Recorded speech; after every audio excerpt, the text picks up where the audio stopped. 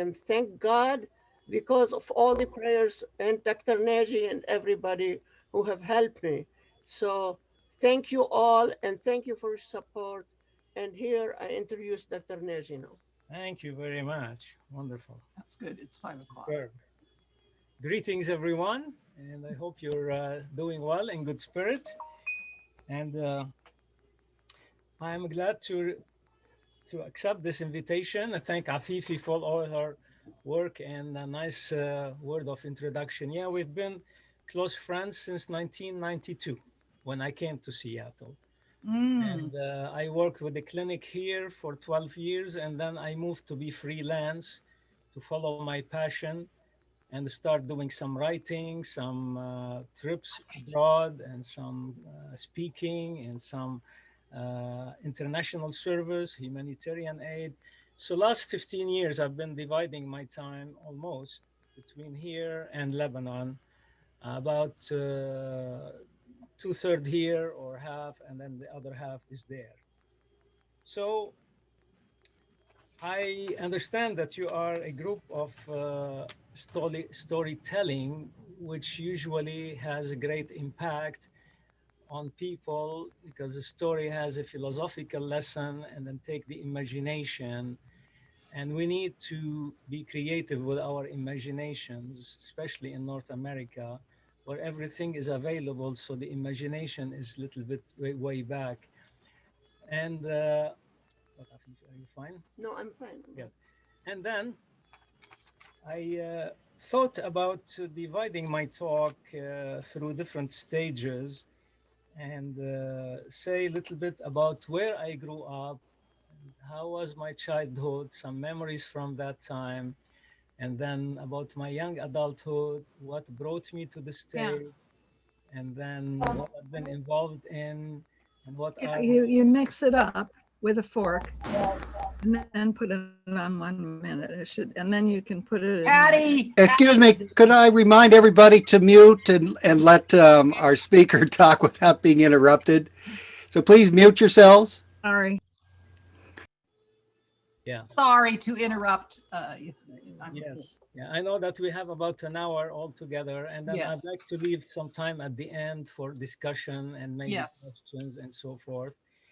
Yeah, and then I will try to include as many illustrations during my talk and some of my observation and adventures.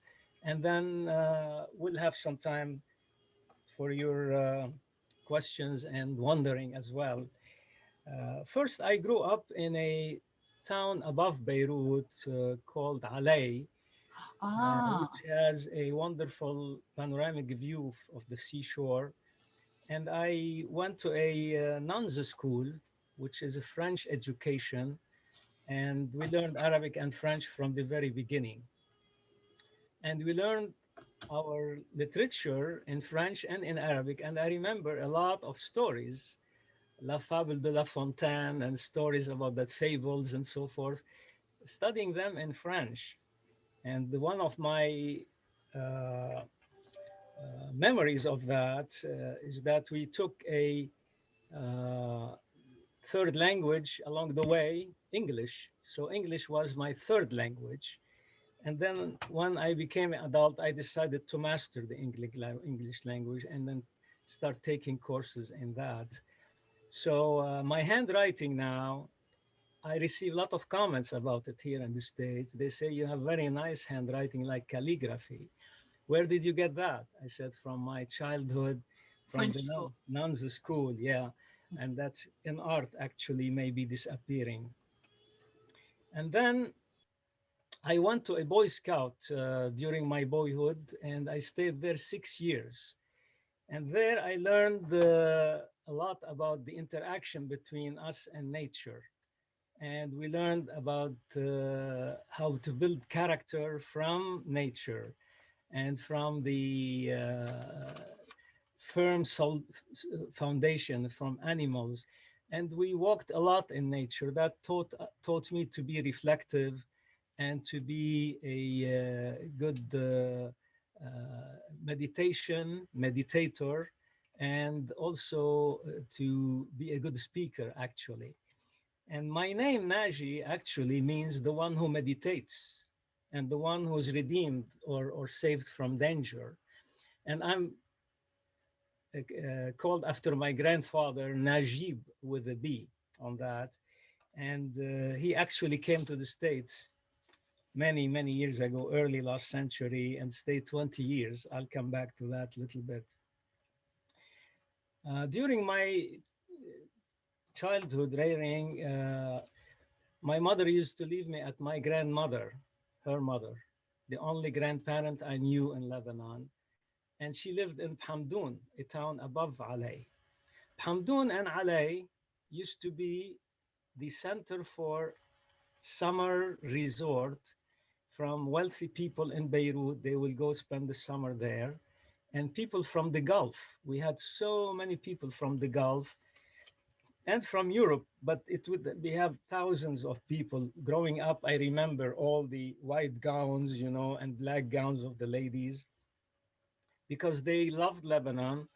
They could speak the same language, and then they it's summer, it's mountain compared to their desert.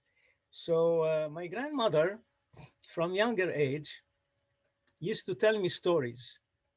She was an educated lady. Her name was Helen, Halloun in Arabic. And then I remember, you know, when 3 years, 5 years, 6 years, and my mother would leave me there for weeks because my mother had three siblings, one after the other, and then I didn't go to school by then. I remember my mother would put me on her lap and then would tell me stories. You know, I'm going to tell you a story about somebody who grew up in our mountain, and he used to bring us milk every day. He will milk the cow and put them in tanks and bring and knock on the door every day. And she taught me how to watch the milk boiling till the degree of boiling, because they used to purify the milk, I guess. So I would sit near little stove, you know, they pump the stove, and then I would sit there and watching the milk. And when the milk started rising, I called, Teta, Teta, grandmother, come. She taught me how to make coffee, the Lebanese Turkish coffee, when I was a little older. Actually, frankly, I never like that or never drink it. You know, it's very strong. I use Nescafe in Lebanon, and people smile at me because this is the real thing to drink. So we used to grind the coffee beans, and she had a grinder from brass, from copper. And then we used to put some, and then I would sit and then listen to her and talk with her. She told me stories from the Bible. She told me stories when she was young, growing up. She told me that one time when she was a girl, a lady came from Germany and called herself a nun coming from Germany to come to open a school in Saufar, which is another higher little town above Hamdoun, where snow is thick in the winter, where there's a pass, and then go down to the Bekaa Valley. And this lady was single, came with a mission to start a school for village boys and girls. Now, who could afford send their children to a school in 2 centuries ago, in the late 1800s? But her father decided, I want to send my daughter to study. All the elders in the village say, no, Mr. So-and-so, Ibrahim, how do you send the boy? Because the boy used to go to school. He said, no, I have a daughter and she's like her brother. Both are equal and both I'll send them to school. And she was among very few girls in the whole class. And my grandmother, Halloun or Helen, used to read and write, maybe the only one in the whole village she was. And people would come to her to read things or write things. So she would put me on her lap and open these old books or the Bible and tell me story about Joseph with all the color jacket and all the her father, and had put in me the love of the love of God and the love of reading and books and the love of the letter. And she was a very classy lady, and our personalities were alike almost. So, and then among my good stories of the journey is my father taught me driving when I was 14 years of age. Now you cannot get the driving license until age of 18 in Lebanon, but because you lived in a mountain village or town, there was no strict rules. And he wanted me to have access to the car to bring groceries or take him down or this and that. So he taught me, and he would entrust me with the car. But before that, he bought me a bicycle when I passed the elementary government exam. And that was high point in my boyhood because I was not close to my father. He was not involved in us. Like many men, they provide for the family, but there is no hugs and I love you and this and that. So, from the presence, from the hard work. And he was a man of few words.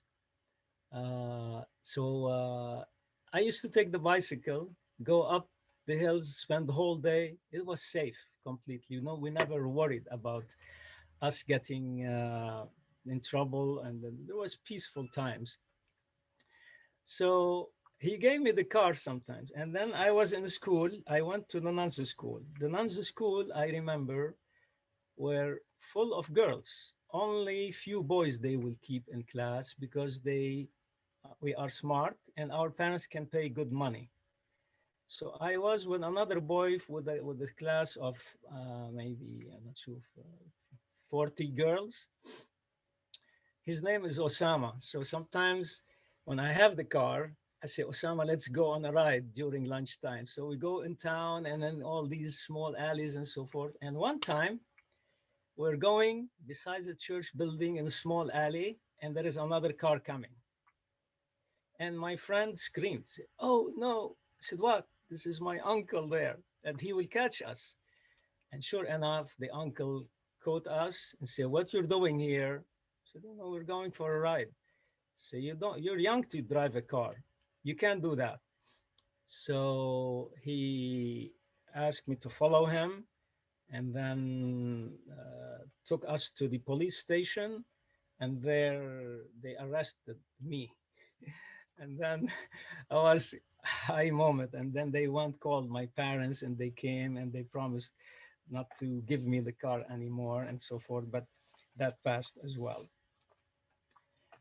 Well, during those times, Lebanon was peaceful and beautiful. It was the Paris of Switzerland of the Middle East. And I remember people would come from east and west, and Lebanon is the gate between Europe, North Africa, and Asia. And we had wonderful time there, and people would love to come to Lebanon. And later on, some troubles started. And I remember people would bring their groups and militias and start there and then start divisions and fighting. When I left Alay, went to Beirut, studied at the technical school, electronics. It was very new coming to Lebanon. And I'll tell you a story about one of my teachers. He was an engineer, electronics engineer, and I studied there for 6 years after elementary classes. So he was very pious. So he would teach us, and he was and later on, he said, would you like us to meet outside the school because we have a spiritual group? And we felt he was very spiritual. Fine. Later on, I heard that many years later, he left electronics, studied Orthodox theology to become a priest, and he became a priest. And moreover, he became a hermit up the mountain of Sanin, one of the highest mountain. When you see it from Beirut, it's way white. And he was happy there. And my nephew, whom I mentored, took that priest to become his mentor. And then the connections start with him again. So me studying electronics, I finished and I worked at the American University of Beirut. They have a large hospital, and there I was working in the biomedical engineering lab, one of the most sophisticated lab in the whole Middle East. I loved that work. We used to put white gowns and go into ICUs and coronary care and repair the machines and so forth. And one time we were going through with my boss, going through the emergency room, and I saw a woman and her children crying.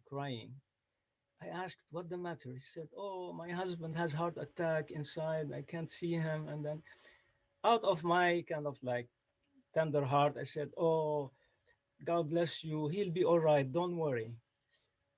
And can I help you with anything?" The boss pulled me, and then when we passed, he said, "Look, Naji, you're professional here. You cannot sympathize this way with patients. You don't know if he's going to be all right or not. And it's not your place to tell her, sure, you'll be fine, and then can I help you? You do your job, and there's some other people who can talk to her." So I remember that set me back from what my passion was, is caring for others. And sure enough, I didn't want to stay in that job forever. I mean, that and other feelings like that, when I want to help people and work with them, made me think I don't want to continue working with machines. I want to start working with people. And that started the shift of paradigm. However, let me tell you that during the troubles, I would not be able to go there. Beirut was divided. I would be stuck here for a month or two, and then back stuck there for a month or two. They'll give me a room, I'll eat at the cafeteria and then work. And then one time I was walking out the hospital and coming back. I was coming back, I saw people gathering and shouting and looking up. I looked, there was a woman standing on the window edge. And I asked what she's doing there. She said she wants to throw herself. And we're talking to her not to throw herself. So I said, "Oh Lord, what is that?" So as soon as I was watching, and she jumped. And then she hit the ceiling above the entrance. And I remember the horror of the moment. That's the first time I witnessed suicide. Her shoes dropped and bounced and came just in front of me. So I stood there, looked at the shoe, and I froze. So that was the witness of suicide, when people cannot tolerate pain anymore. Now, suicide is not as common in the Middle East as common in the West for some reason. And later on, I reflected maybe because people tolerate pain more, expect hardships in life, and so forth. Anyway, after that, I started working with young people and helping in groups and community, and then decided to come to the States to study some counseling. Why? Because I remember several times when I was working with these young people, their parents will come to me and say, "We have trouble. How can we raise the children? We have trouble in the family. I have trouble with my spouse. I have trouble with my emotions." And I would try to help them, but I could not. So I bought any books I can. I read things. I started taking classes in psychology at the university. Then I decided, because Lebanon is a religious society, the mention of God is very common there. You hear people all the time say, "God be with you," or "Thank God," or "Inshallah," or "Ma salami," or "Allah rad," and "God willing." So the mention of God is there. So how to combine psychology and spirituality, psychotherapy and worldview and values, and then religious faith. So that fascinated me. So I decided to come here, but before I was able, a friend of mine, I remember this story, told me, "Could you go with me to Jordan? We need to deliver some material to my relatives there, and we have to drive through Syria back to Jordan, Beirut, Damascus, Amman." At the time, I couldn't go to work. I said yes. We were good friends. He said, it's a short trip. I said, okay. But the main roads between Beirut and Damascus were closed, and troubles and shelling and fighting, other people's wars on our land was devastating. So we zigzagged in the mountain and between valleys and back roads, and then we got back to uh, the Bekaa Valley and then to Syria. When we got to Jordan, uh, he went and delivered things, and he said, do you mind if we stop by Ajloun, which is a mountain town near the border in Jordan, where there is a hospital, and it was a missionary hospital of some sort. He needed to see some people there. And I remember when we went there, went out the car, people came around, and I start hearing my name. Naji, welcome, Naji. I said, oh, who knows me there? Turned out there were some Lebanese people who left Lebanon, couldn't work, came to work in this hospital, maintenance and repairs and painting, and then chaplain and nurses. I was amazed. And then the director of the hospital came to me and said, Naji, people know you here. I said, yeah. So what do you do in Beirut? I said, actually, I work at the American University Hospital. What do you do there? I said, I maintain, repair electronics, material, and machines, and monitors, and respirators, EKGs.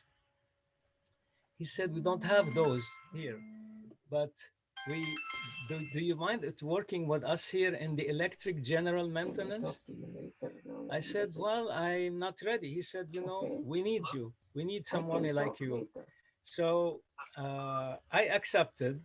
And then I told my brand, sent a letter with him, dear mother, I found a job in Jordan. Sorry, I'm not coming back home, but I'll send you some money at the end of the month.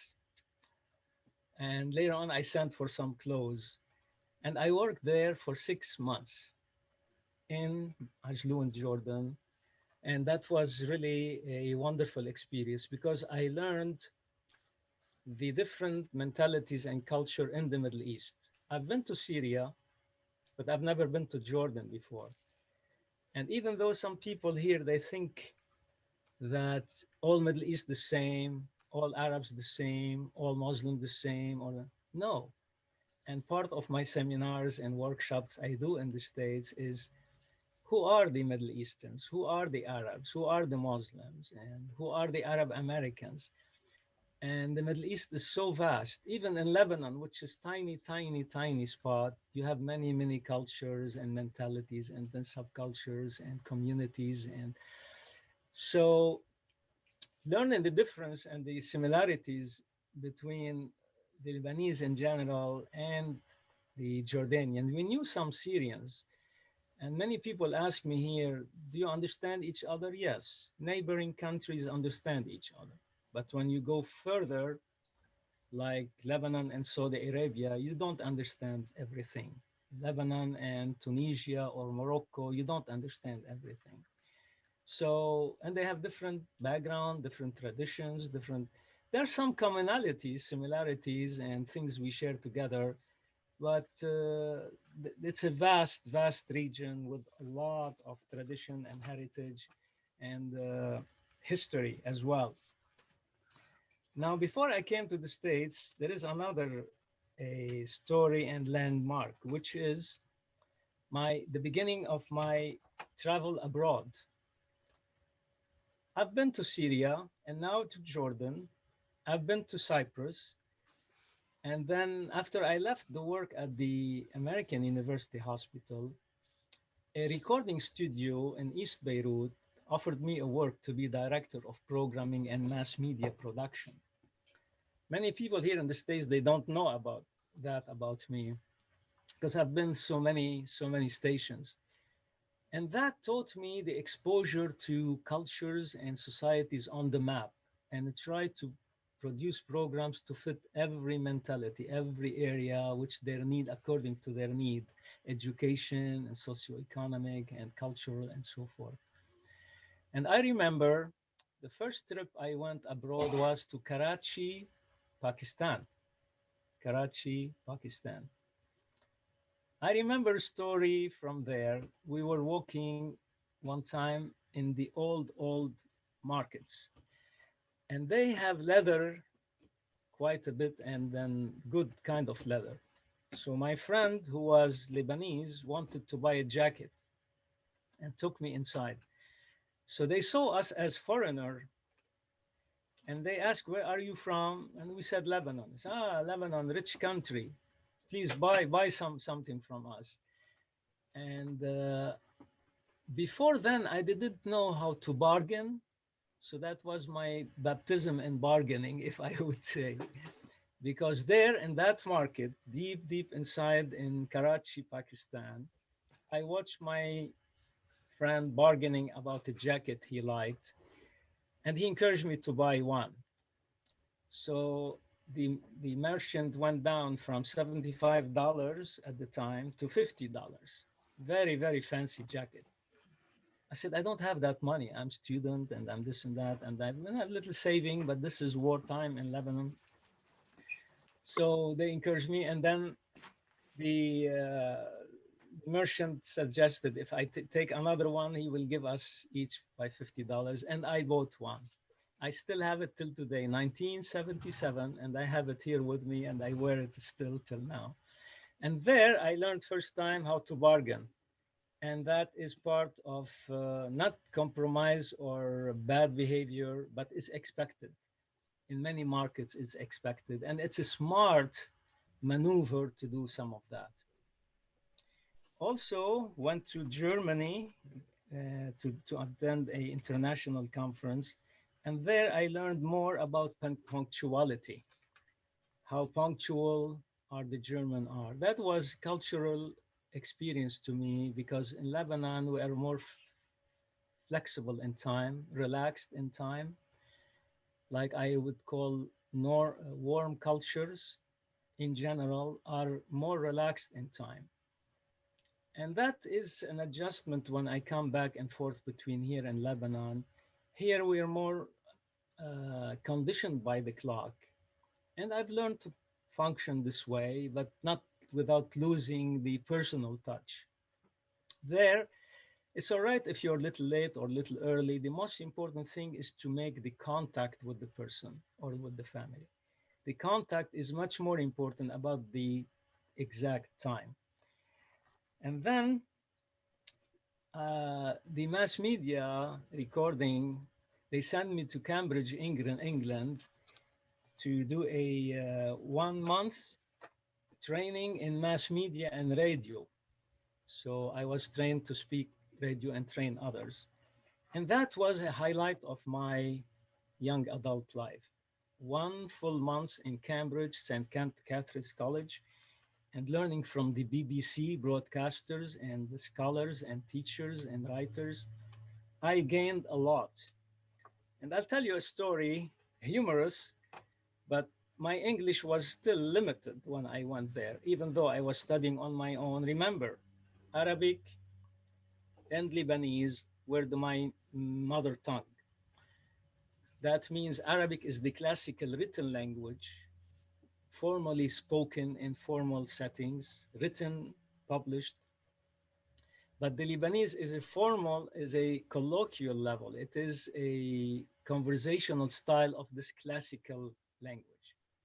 To give you an idea, and some of you are writers, and then you study literature, High Greek, Low Greek, High German, Low German, you see, the same. High English, Shakespeare English, and low English, the same. So it's like a language and two. My second language in Lebanon was French. My third language was English. But came time, I decided in my own, I wanted to master the English language. I wanted to master the English language. And I started studying books and bringing dictionaries, French, English, Arabic, this and that, and taking courses until I did that. But when I went to Cambridge, I was limited, but it was international gathering from all over. And here is a story that made an impact on me. The director of the program used to give us the assignment. You go and then produce a kind of little program or script or something. So he gave us direction, and I went and produced something, and we had to record it. And they said you can choose one: a religious literature or regular literature, story from a book, or you make up something. So I decided to choose the story of the Good Samaritan. And then I was recording that as telling it to children. And children, here I'm going to tell you a story. And children, and you don't say where the story coming from until the end. Say, one time there was a man going through a forest or hills and following the trail, but there was a thief or another thief there, and then they make a trap for him, and they beat him, took his money, took his clothes, took his food, and left him this and that, left him wounded and bleeding and almost unconscious. And there was a community leader, looked, no, I don't have time, passed by. A second one, a priest or something, Levite, passed, oh, I'm busy, I have a service to do, no, I can't, and so forth. And then there was a man coming, and he had compassion on this. And he stopped, he poured some oil and some wine on the wounds, and then I was telling the story, and then he pulled the man, put the man on his, some of you had know the story, on his donkey, right, to take it to the inn. With my limited English, I confused donkey and monkey. And I said, he pulled the man, and I helped him and put him on his monkey and took him to the inn and told the inn, please take care of him, and I pay you some money, and when I come back, and so forth.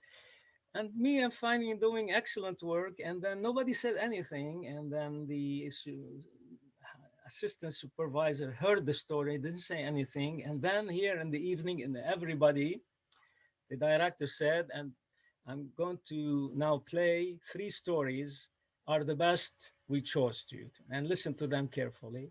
And then my story came, and then this man took the with a nice monkey.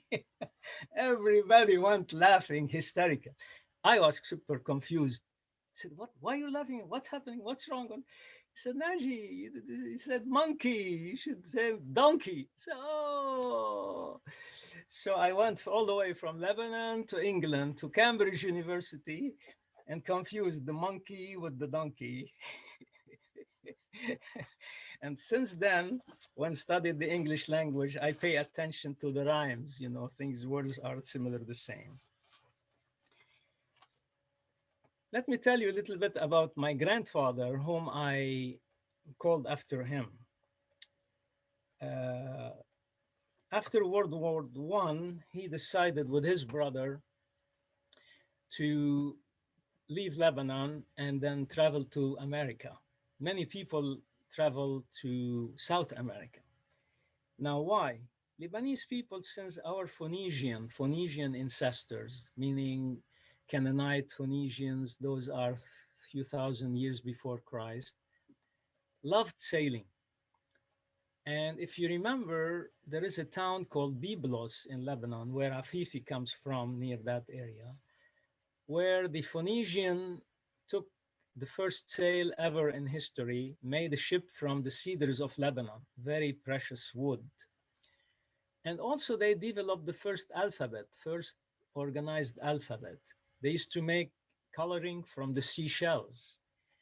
And the most expensive one was, do you know which one the most expensive colors they used to make? Maybe you're muted, but I'll tell you, it's purple. Why? Because purple was very difficult to extract from seashells and take more time to put on fabric that only royalty could afford to pay to buy those fabric. And therefore it became the royal color, purple.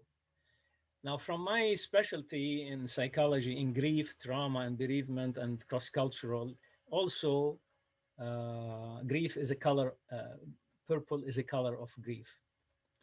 Now, in Byblos, you know, they went and they conquered so many places and they established city-states, so many places. So adventure is in our blood. So my grandfather, with his brother, asked their third brother to take care of their children, including my father, you know, as a young man. And they took the boat, say, shall we go to Brazil or go to New York? The boat was going to New York, so they went to New York. They came, and my grandfather went to Fall River, Boston area, where there are some Lebanese. His brother didn't like that. He said too rural, too small. He went down to Boston and then to New York. And I heard a story from someone who did the family tree that there are some Hashem people in New York and Hashem Bank in New York. So probably that's the descendant of my grandfather's brother. But my grandfather went to Fall River, started a bakery, became successful. I must say that his wife died in Lebanon. He left 3 sons, my father and 2 boys. My father was a painter. One, he established a cafe for men to go and then play card and smoke pipe argili. And the second went to Beirut to start a restaurant. But my father was restless. And not after that long, he decided to go to Africa. And he packed everything and he went to Africa. But first with my grandfather. He started becoming successful. He found a lady in Fall River. He married her. He had a girl called Alice, my aunt, and then bought more apartments. 20 years later, he thought, enough America, let me go back to Lebanon. Took his wife, his daughter, money, sold everything, went back to Beirut, to Alay, built houses, and stayed there until he died. I remember him vaguely like a shadow. I was 5 years old when he died. But my aunt, Alice, each time she sees me, she grabs me and kisses me so tight. She said, you look like my father. You look like your grandfather. Same style, same mustaches, same height, same slim. And so I was very close to Aunt Alice. My father, where he wanted to go to Gold Coast, now Ghana, took the boat and then took his papers, put everything in his wallet, and then, of course, it takes weeks to get those, to go around to West Africa. One time he needed to use a bathroom. He used to tell us that story. He needed to use a bathroom on the ship. He went to use a bathroom. There was no seat. You had to go down, and there's a hole down there, and then it goes down to the sea, you know. As soon as he unbuckled his pants, want to go down, gloop, his wallet fell and went down. He tried to catch it, could not, went down, and he saw it went down the sea. All his papers, all his money he saved. He used to tell us the story over and over. He never got healed from that trauma. And he was so worried what to do. And the captain of the ship told him, it happens, we'll give you a paper now. When you go to a station and ask about Lebanese consulate or police or something, they will, it happens. So my father started his adventure of 12 years in West Africa, the country of Ghana, with absolutely nothing. But the people were wonderful. And it was still under the British mandate. And he tells us stories that people used to come to him, Lebanese or Middle Easterns and African. And he learned English there, actually. And he made a lot of money. He used to tell us stories that sometimes workers in the mines used to, yeah, were able to smuggle a little piece of gold, little piece of diamond, and they would come and sell it in the black market, and he would buy a few of those. He showed us a ring he had, big diamond in the middle and two small diamonds on the side, and he had others, and my mother had two earrings. I said, Father, how did you smuggle those? He said, uh, we used to take our shoes to the shoemaker, and then they would remove the the heel, the back, and then make holes and place those and put some glue, and then glue things back, and then we have like two or three pieces of diamond here, two, three pieces of gold in the left and the right. And there were no metal detectors or anything, and they would come to their country, they pull the shoes apart, they pull out these from the glue, they clean, and they take them to the market, and then whoever pays more for that. And my father brought money from the textile business, but also built several homes, and he used to be landlord. So that's part of my heritage. What made me come to the States was the desire to study psychology and counseling. And I was thinking to do that, for a couple of years and go back. But since I left my country, I became foreign student in a different country. I thought, why not continue to PhD? I love education. But I didn't have budget, neither the government money, neither family money. So I had to ask for scholarships. My grades always were super high. Letters of recommendation I gathered from everywhere were super high. And many colleges and universities and seminaries, they like to have an international student who is little advanced in age, like returning student, to bring some exposure and international flavor to their campus. And that began my contribution in the States to make contribution on campuses. And then I became known a little bit more, started invited to speak at Rotary clubs, at business clubs, at groups, at churches. And that provided some income for me. But I did a lot of yard work as well, and gardens and things like that. And here I continued from one thing to the other. And, by God's grace, many people ask me, how many degrees you have? I said, plenty. I said, count them. I said, no, there is no need that. But actually, I spent a lot of years in schooling. In Lebanon, I have equivalent of 2 bachelors, one in technology, one in biblical studies and philosophy and cultural studies. In 2 semesters here, I finished another BS in psychology, and I got in 12 months, finished a master's in divinity in cultural and pastoral care, which I started in Lebanon, and then went into a MA PhD program in Los Angeles, Biola University. But during those years, I've studied really hard, and I was thankful to get scholarships, but made a lot of contribution on campus and in the society. Now, was that easy sale? No, because I actually paid a lot of price and made a lot of adjustments and made a lot of accommodation to mentalities. How do you keep your own identity and you loyalty to your roots while you are in a foreign country? Lebanon is not that east country, but there was some adjustments. There were some differences. I mean, I tell you a few stories like humorous, but the first semester I was in Riverside, California. A professor invited me to his office. He wanted to learn about Lebanon, and he knew that I'm from Lebanon. It was a tiny office.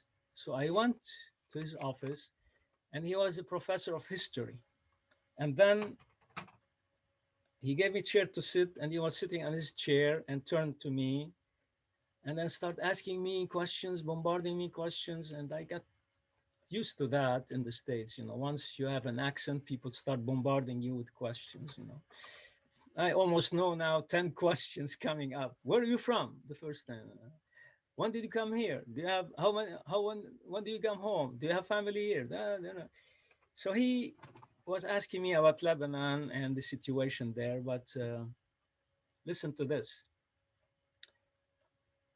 I was sitting there respectfully, talking to him, answering questions, telling him, and suddenly he pulled some kind of drawer, and he had boots in him, like Texas boots or something. And then for some reason, he pulled that and he lifted his legs and then put them on the shelf just in my face. His boots are in my face. Boom. I became speechless. That's it. Oh, I was completely shocked. I mean, you're a professor inviting me. I'm an international student. Comes, they put your legs so high, so in my face. I didn't say anything, but I couldn't continue. So he sensed that, so he brought his down, and then I breathed, and then I continued the story with him. Another is I was shocked that students will bring to class food and drink. And where I studied and then where I grew up, that's never happens. You act very appropriate, good manner. And what shocked me also when these college students would call the professor by first name. I always call him Dr. Collins, and they would say, Gary, Gary. And I was shocked for that. I had to adjust, but I never called the professor by their first name during my whole. And one time I was in the dorms, one semester. That's the only time I could tolerate being in the dorm. The phone was ringing all the time, off the hook. And we were our room, and I was roommate with a guy from Kenya. And then the phone ringing, and I finally would go and answer and say, is Scott there? Is Bob there? Is Will there? And no hello, no please. And so I said, what do you need? What do you want me to do? Say, could you find me Bob? So I would go and find Bob or find. Later on, I got tired of that. So I said, I'm not going to answer the phone, but it was ringing. So I got and said, hello. Say, is so-and-so there? I said, I don't know. Silence. Is so-and-so there? I said, I don't know. Later on, I said, do you want me to go find him? I said, yes. I said, why don't you say please? Why don't you say something hello at first?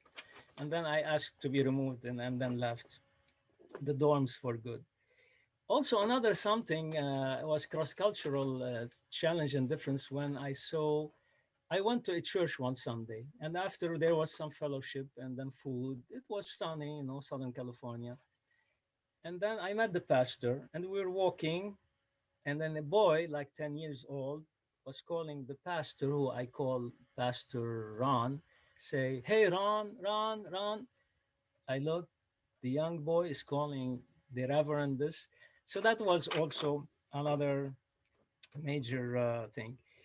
When I started studying psychology and counseling, I had to face a lot of difficulties. I remember one time we were in a group, and I affiliate myself with the group quickly, and I want to be part of the social and the kind of solidarity. And then there was someone guest to the group and wants to share. He said, if you don't mind, we would like to hear from you about your journey or something. And then the facilitator of the group jumped at me with his like this, say, you don't speak for the group, you speak for yourself. You mentioned we, you don't speak on behalf of us. You say I, this is I here. You don't. That was my first ever shock about how individualistic is North America, and in the States in particular. that cut me off from my feeling of solidarity with the group, that no, I cannot belong, I cannot be part of them, I can't even say we would like to, I'm part of this, this is, we are together. And from there, I learned the I, me, myself are glorified here. And that launched one of my passion to help my friends and professionals here about the differences and the similarity between the East and the West, between Middle Eastern and the Western. There are a lot of things in common, but a lot of things and differences as well. And each time, I go back, I have to adjust for the norms, the obligations, the styles there. For example, showing affection. Here, it's easy if you want to show affection to someone, even opposite sex, you hug them face to face. That's not appropriate in many cultures because you don't hug a woman face to face and press to you. You do it on the side, but handshaking is appropriate, and then kissing on the cheek is when it's intimate. Here, I forget kissing on the cheek. When I go there, I come to hug, I say, stop myself, especially women. And then if they're close to me, okay, we need to kiss, accept it. And another thing that's important, when you call, you don't say, hi, by the way, what happened to this and that? I need this and that. No, that's very inappropriate. That's bad manner. Hello, how are you? How's life? How's your health? How's your family? And then, by the way, okay, at the end. So it's not like business, business, business. So you take time to visit. And when I speak here in the States, I notice sometimes people line up to talk with me. I always stop and say, hey, please come and stand around me. There is no secret. If there is secret, you tell me, we'll talk later. But we're coming. Say, oh, privacy, my privacy. I said, well, there's no privacy now. I spoke from the pulpit, from the podium. Now, please. So there people gather around you if you speak. And then another thing is when people gathering together, more than one speak together because very lively, very exuberant, and very cheerful. And here, only one person speak at a time. So there are some differences, but sometimes extremes are not very healthy.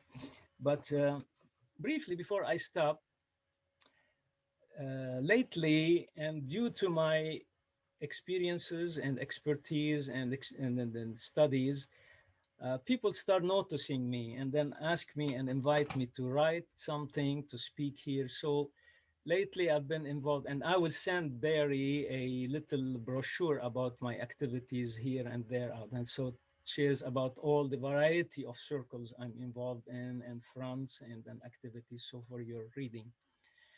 So they start considering me as an expert on cross-cultural psychology and Arab American population, how to deal with minorities, what migrants experience, how do they lose their identity, how so many of them bringing grief, loss, trauma with them, how so many are only surviving, how so many are thriving, what's the difference between recovery and healing and survival and striving. So I've done a lot of speaking and writing about that, and still. So I consider myself ambassadors of peace and bridge building and understanding between populations and cultures and mentalities, and then bring healing to the people either who need it here. And I know the American mentality very well, and I worked in counseling with thousands of people, and also bringing healing to people in other countries, especially like Lebanon, that has more than half of the population migrants, refugees, visitors, workers. Lebanon is about 5,000, but we have 2,000, 5 million, 2 million Syrian, and then 500,000 Palestinians, 250,000 Iraqis, 250,000 laborers. And now it is in a dire situation because economy and politics and coronavirus. So I appreciate your thoughts and prayer for that little country for healing and recovery. And now would be good timing to have any question or discussion, that would be great. I didn't go over all my notes, but that you made me write some things that in the future maybe I can write my biography, and leave it, call it my Lebanese American journey. Let me interrupt for a second, Naji. Let me remind people now that you can go to gallery view in the upper right of your screen and see everybody. And since he's opening up the to us to chat with him, feel free to unmute yourself. And like he said, in the culture he comes from, they can all talk at once. Unfortunately, on Zoom, we kind of have to speak one at a time, but let's open up for a little bit of conversation. In a few minutes, I'd like to make a couple of announcements before you leave. And let's let him have a slight slip of water here, too. Thank you, Naji, for all that you shared with us. And I hope now people can ask you a few questions. Yes.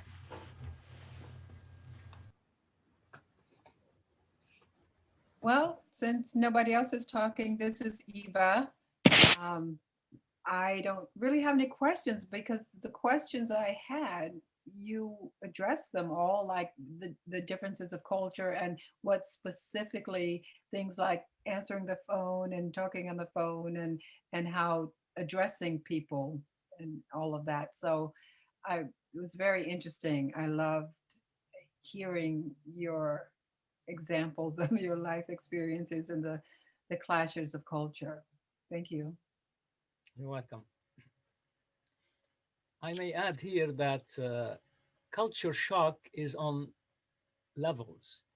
There are minor shocks, there are major shocks. The further apart we come, for example, if you decide to go to Mozambique or to go to Taiwan or South Africa, there would be some differences, and the more differences, more severe the culture shock. Less differences, but always there are some adjustment. We call it acculturation, accommodation, adjustment, assimilation. And we have to be aware of ourselves, our identity and worldview all the time. I would like to share just a short word or two that when I was young, I went to Aleppo and I was with a family, and I love the family, my family. They're still my family. And I love the way they treated me. I was overwhelmed. I wasn't angry. It was so beautiful to be treated specially. And the other thing, to have everybody circle around you, Yes. and to cook together and all of that, because we did a wedding right on. And anyway, it was very interesting, though, what I felt when I got on an airplane in Damascus, and this woman got pushed her way so close to me. And that was another thing I had to get used to. I ended up enjoying her. She was a mother with a child, but it was very hard. We have a distance thing here. Yes. And it was very hard to be that close Yes. to a woman I didn't know. But I love the people, and I still do, because I found it. So we have these gifts in the world. All these human beings from all these places can offer us something. And I can sense that you send that message to the world. Thank you. Yeah, you're welcome. That reminds me of another little story. When I came to the States, that I used to, when I talk to someone, come close and put my hand on the shoulders. And then one time I was coming close to someone and he was stepping back. I would move forward toward him, he would step back.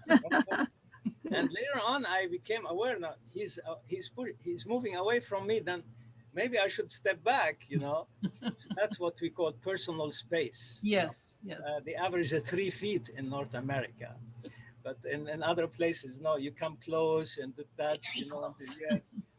I was in Moscow one time teaching and lecturing, and then I had Americans with me, and then the buses are so crammed, and these Americans would not go into the bus. Say, no, I'm claustrophobic. I can't be someone to be present. It takes time to get to, but there is a beauty in the warmth. You're right. How is COVID affecting that closeness? Sorry?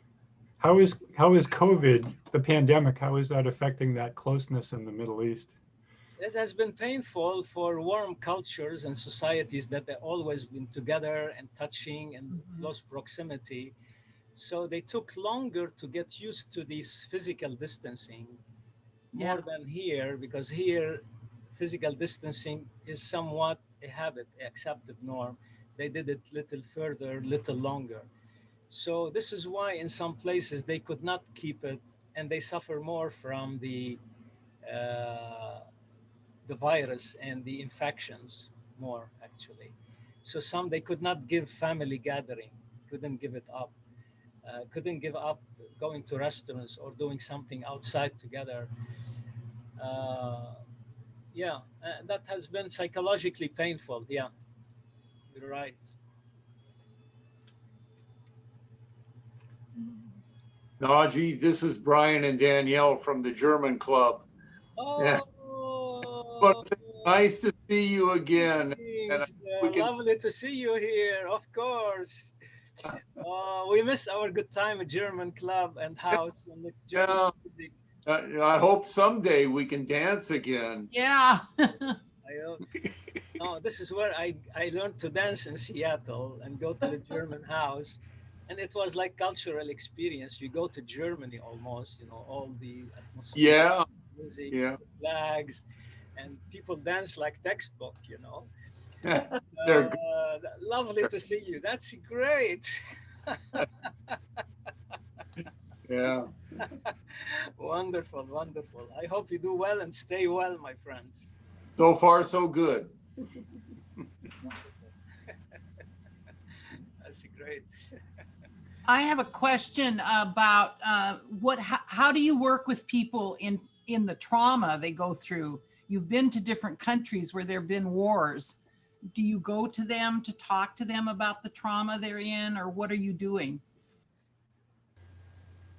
Yes, at times I go to them. Sometimes they come to me referred by some community leader, teacher, or pastor. Uh, what I've done mostly to multiply the benefit is to speak to those who are working with refugees and traumatized people and train them with the basic training, understanding what is trauma, what is loss, what is grief, what are the symptoms, the syndromes, the marks, what do you do, what to say, how to start helping firsthand and first aid, just to make them aware and give them the basic training, basic counseling skill, basic understanding about depression and anxiety. I found that very effective. So this way I'm working with the caregivers who care for others. However, I warn them that if they unfold too much too soon, sometimes the people get overwhelmed because all these memories and all these feelings of hurt and traumatized and tragedies will surface up and overwhelm them. And someone who's not trained doesn't know what to do with that. So I always say when you go deep, you need someone who is more professional to be with you. So I make myself available to see some of these families and cases. So I do individual things, couples, in groups to multiply the benefit of people. I did workshops also for pastors from Iraq. They brought them to Lebanon. Most of them lost buildings, families, congregation. I did workshops with teenagers came from Syria who firsthand lost homes or family or saw blood or were in explosion and all their body is full of sharpnels. So I've seen a lot of tragedies, of traumas, and we have to be very slow, very careful. The good thing that there are a lot of people who are very passionate about taking any care possible and going and helping their own people. So I can try to train the trainers, counsel the counselors, help the helpers in many ways to multiply the impact.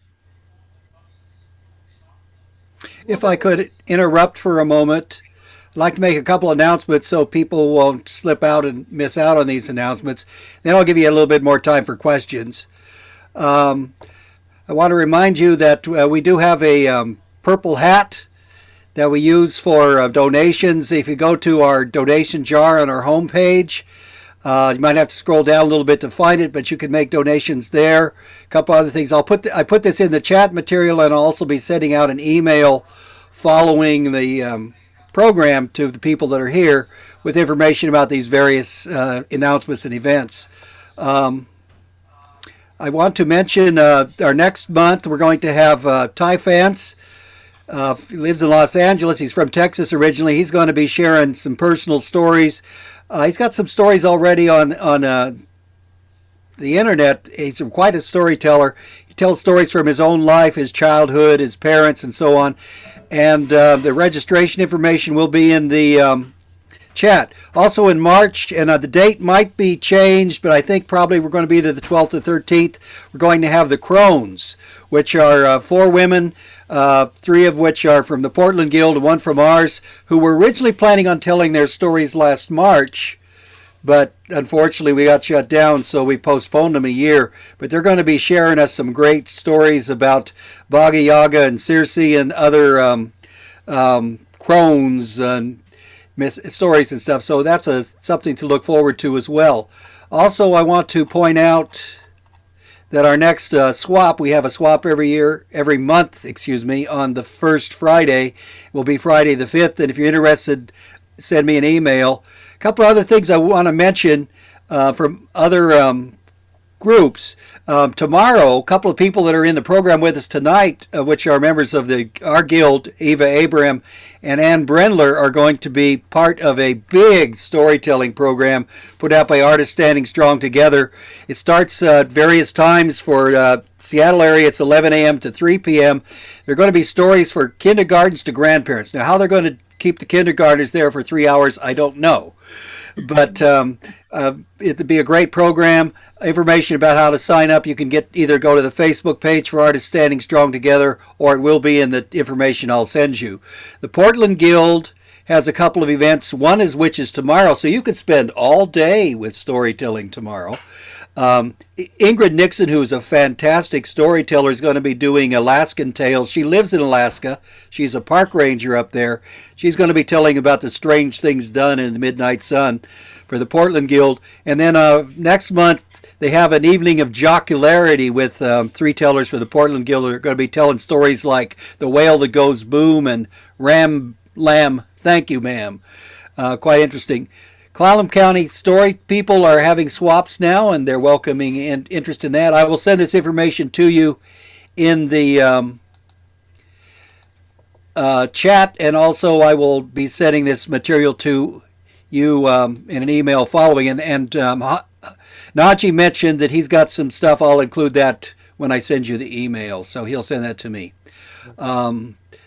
I want to especially thank Fifi for arranging with Naji to be with us. And many of you may not realize this, but Naji's computer was not working, and he had to dash over to Fifi's house to tell tonight. So if it may seem like it's an unusual setting for him, that's what happened. And we do appreciate Fifi. She's a faithful member of our guild and board and been telling stories for us for a long time in arranging for him to come. I'm going to open it up to Naji, and I do want to thank everyone that came. I appreciate your coming and your support of our StoryFest, and I hope you've had a very pleasant evening. Wonderful. I need to Auntie, say goodnight. Good to I see have you a all. question. Bye-bye. Yes. Goodbye. At the beginning of your talk, you mentioned nature, and you also mentioned that your name had something to do with meditation. I wondered if you use any animals in your therapy for people with wounded hearts and souls. Mhm. Do you use animals at all? For example, a dog? No, very few therapists actually incorporate dog therapy or pet therapy, they call it, Yeah. for petting and for calming or something, especially for people who grew up with pets, that can give him something. And then those who are tactile, who would like to feel. I used to provide in my office a lot of colorful pillows of all kinds, teddy bears with some fabric, So people would reach out to one. And if I say, for example, which one of these would represent what you lost, or which one of these may provide you the most comfort, could you reach out to that? And then we will continue. So I also use drawing therapy sometimes. If you can be an animal, which one would you be? If you can be a bird, which one would you be and why later on? See?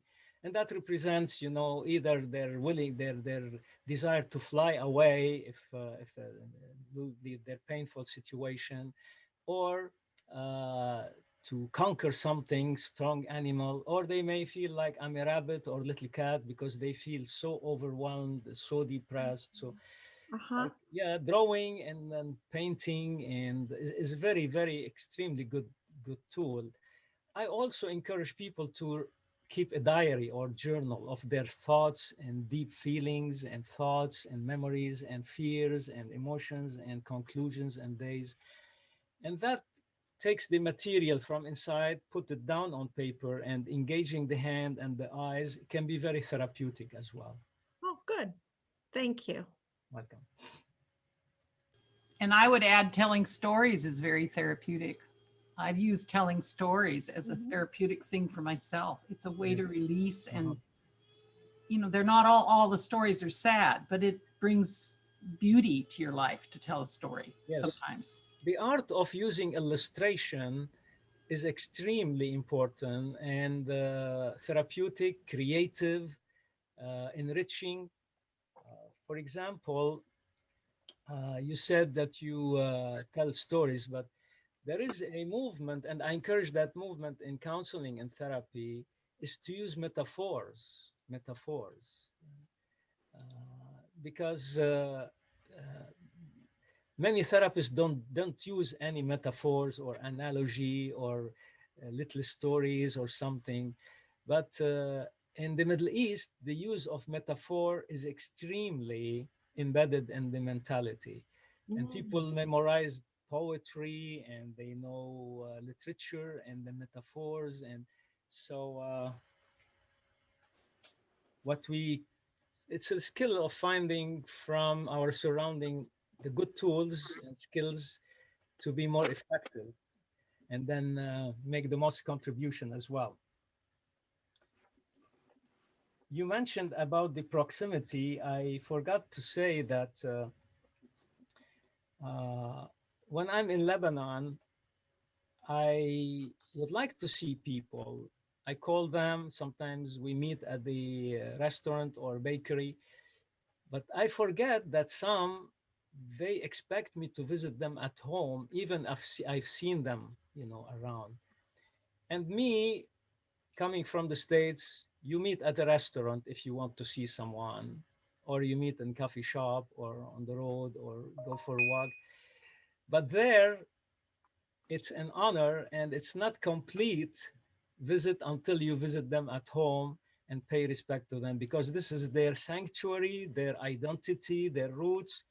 And homes in the Middle East are very essential because they don't sell them easily and move. They stays in the family all along. And then I tell the American counselors, when they are dealing with Arab American, how to respect them and honor them, learn from them tradition and norm, and then visit with them at first. And if you visit them at home, don't compliment things around too much. You say, oh, this is a lovely vase, and this is a beautiful picture, because people from that background want to give it to you because you admire it so much, want to give it to you. I remember a story one time dealing with a Iraqi client that Afifi referred to me through the court. After he got better and he was very depressed and very devastated and so forth, he came to pay me a visit after we finished and so forth, and he had a nice jacket on him. I said, whoa, I made a mistake. I said, whoa, Sadiq, this is a beautiful jacket. Fits you nicely. And then we're standing outside, little raining. And as soon as I uttered that, he took it off and said, Dr. Naji, that's yours. said, no, no, no, Sadiq, I'm admiring it. You admire it, it becomes yours. No, please, we have an hour back and forth. Back. He would not accept that I decline. That's embedded in them so much. Then finally, I said, okay, I accept. Would you take my jacket in return? And then on one condition, I'll use it for a month, I'll return it to you. I'll only take it for 1 day. So after a while, back and forth, we agreed. So I took his jacket, he took mine.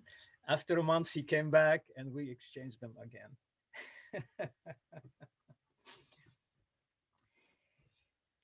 I would appreciate your thoughts, and if you people are prayer to pray for Lebanon and me. I'm looking for first opportunity to go to Lebanon. Now Lebanon is a major lockdown with curfew, airport is closed. It's very, very difficult situation. So maybe early February, and I'm hoping to go and take some donations to give to some poor people and struggling and families and so forth. So I'll keep you posted, and then I hope to be able to go early in February to stay there a few months actually. So it's going to be major trip, and would be very much at work there. Will be hitting the ground running, and then trying to meet with so many people serving on the ground as well. It's been overdue my visit there because of the coronavirus and the closed of airport, and then yeah, wonderful, very good.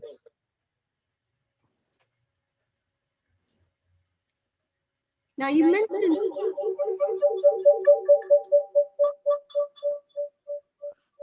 the echo.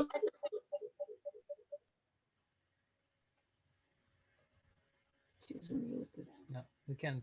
Yeah. So there might be an echo. Okay, the echo gone. Okay, great.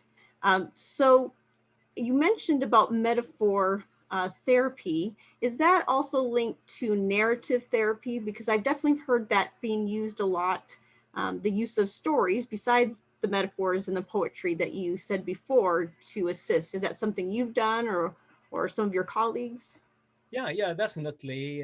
When we're talking about some concept or emotion or situation, instead of staying there and then being clinical and trying to explain the terminology and then the symptoms and the dynamics, say, for example, this is like the cloud, this is like a bracelet, this is like a treasure, this is like this and that. And you build on that, and you explore more about the quality of the treasure, of the value of treasure, the color of the treasure, and this and that. And then you bring it back home and sometimes you say, imagine or suppose, and here you take the imagination and you go on a trip, you go on a journey with that. See? Yeah.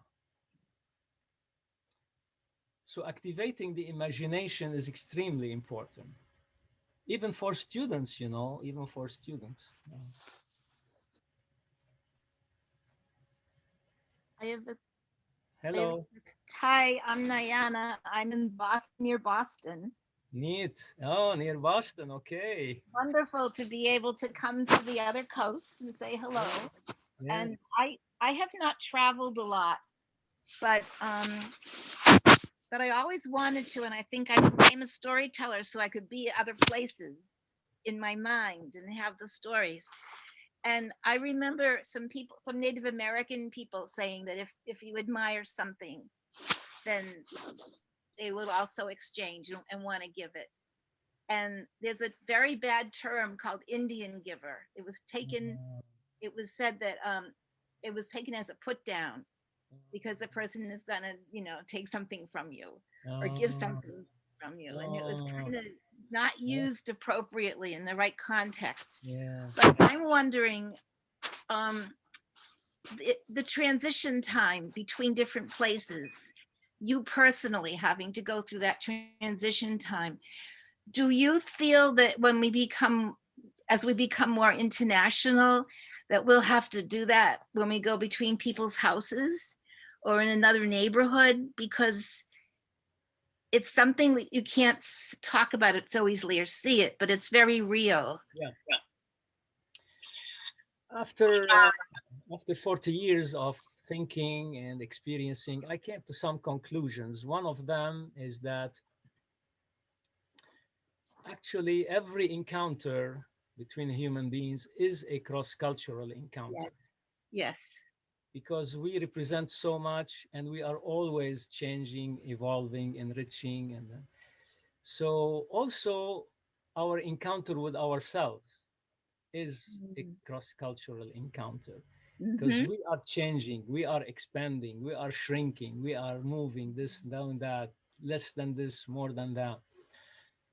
And from my experience myself and observing, working with migrant people here as well, the further afar someone crosses the society or culture, they need at least 6 months to adjust for the major things, and 3 more months to adjust for the minor things.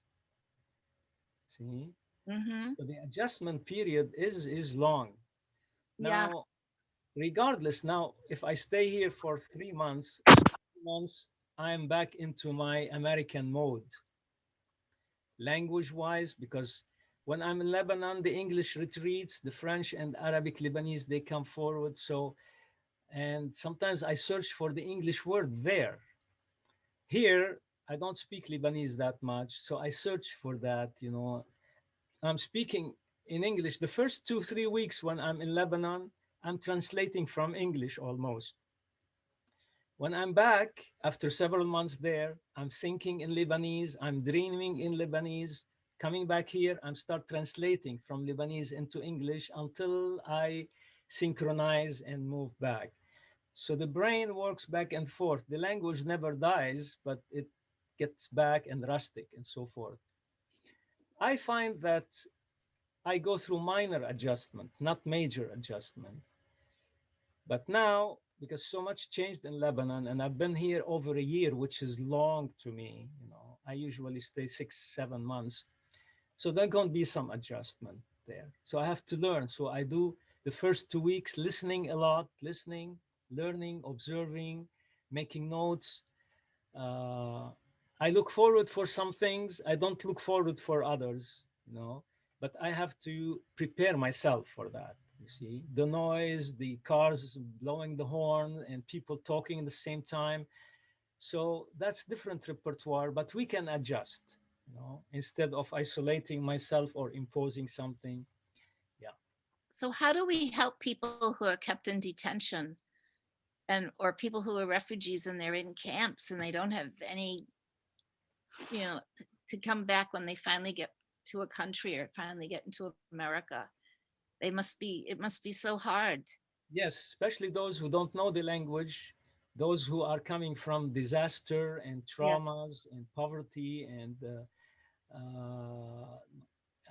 heartache and adversity.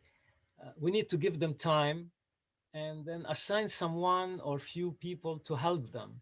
Take them to the store, introduce them to the store. So we walk this way, this is, they will be overwhelmed to know that toothpaste, you have a full aisle for toothpaste, you know, instead of 1 or 2 to choose from. That can be overwhelming, you know. And then how to pay money, how to interact with others. I call that cultural broker or cultural ambassador. Okay. Yeah. Nice. Sometimes there are a lot of churches and groups, community who teach migrants some basic English and help them with social work a little bit, teach them about the culture here, the society, how to start functioning here. Because some of them who come from war and trauma, you know, they know nothing, and suddenly they're planted into some place in Europe or here. That is traumatic by itself. Yes. People don't realize that. Many say, aren't you glad you're here? Internally say, no, I'd rather be in my village, you know, with my people and where I belong, you know. So they're struggling more than what we can feel and sense. We have a storyteller, Jim Brule, who does storytelling, and he had us play a game. where he took things away from us. And we had to pretend that we were going to different countries and give up the thing you liked the most and give up something. And it was devastating to have just in a short, like 20 minutes, to see what it was like to lose what you had and what you cared about. And Yes. and then he said, now you're in the final place. And what do you want? What do you need? Mhm. And it's very hard to imagine that. Yes. I don't want to be too Sorry. no, I just want to share that what came to my mind is how many people in this country themselves who've been here all their lives don't know how to deal with the changes, because it's so hard to shift one's way of doing things if you're used to a certain way of thinking or doing things. So we have to be aware it even exists in the majority culture here. This Yes. what do you call it? How do you connect? How do you work with people? I think you've done a beautiful job tonight, Dr. Naji Hashem. I just am so impressed, because that's exactly what we need, is what you're showing us. These little things matter to everybody. They really do. So thank you very much. I do want to interrupt. Yeah. Well, And I know it's getting kind of late here. It's we usually go for an hour, and we've gone an hour and a half. Most of you have stuck around because you're really interested in what he's saying, and I do want to appreciate that. Let's give him a bit what we call the Storytellers Zoom applause.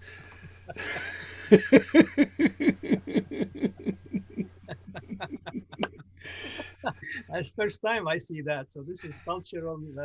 That's something we just adopted our culture. It came from the deaf people, but if we all started clapping, you wouldn't be able to hear us. But we can all wave that way, and you can hear everybody. So now you've learned something new about our culture, storytellers' culture. Thank you very much, Naji, for bringing this presentation to us. Thank you, Fifi, for bringing him to us and for opening up your home that he can do this. I thank you all for your questions, and hopefully Naji will include some information in case you want to contact him with other questions. He doesn't like to give out his email to be publicized, but if you send me an email, I'll make sure it gets forwarded to him with your questions or remarks or other things. I do want to remind you that I have attempted to stream this to Facebook, and I hope that I'll leave the recording up for a few days. Thank you very much, all you who've come. Don't forget our donation hat, our purple hat, where we $5 or more can help a lot. We always make sure to pay our tellers a significant amount, even though right now with the situation, a lot of storytellers are out of work. They can't perform very much. And we just want to thank you all for coming. Our next program will be in February, the third Friday in February, and I will leave this open for a few more minutes, but I'm going to stop at this time our recordings and that. And I would like to add that you are certainly invited to tell stories, Dr. Naji. You did some wonderful, those short stories you told were just wonderful. Those are the stories that we love. We do a lot of those, 5-minute